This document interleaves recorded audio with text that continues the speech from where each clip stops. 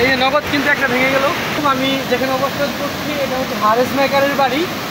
আমি এই যে পানি ভেঙে আসলাম, এই যে বাড়ির অবস্থা কিন্তু একেবারেই নাজুক অবস্থা। আমি সকাল থেকে দেখানোর চেষ্টা করছিলাম ভাঙন এলাকাগুলো, এই যে গাড়ি উঠে গেছে এবং এই গাড়িটা কিন্তু পুরোটাই চলে গেছে, নদী গর্ভে চলে যাচ্ছে।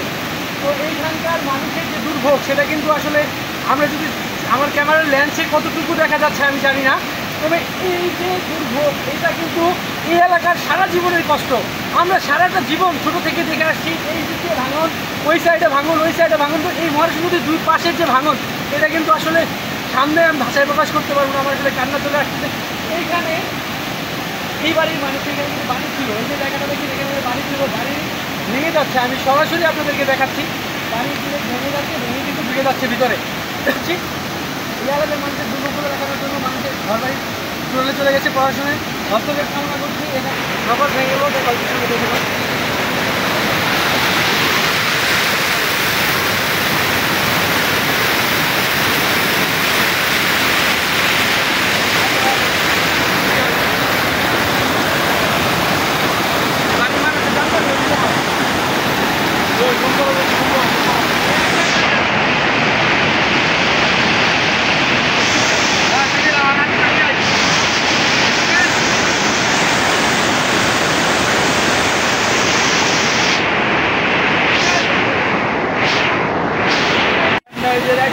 বাজে পাইনি এসে বাদ বুধ ব্যাংকে বাড়ি ঘরের অবস্থা।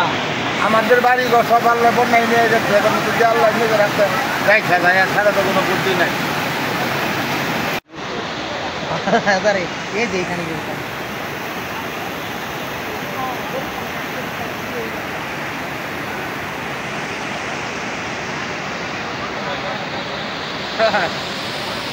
হ্যাঁ অবস্থা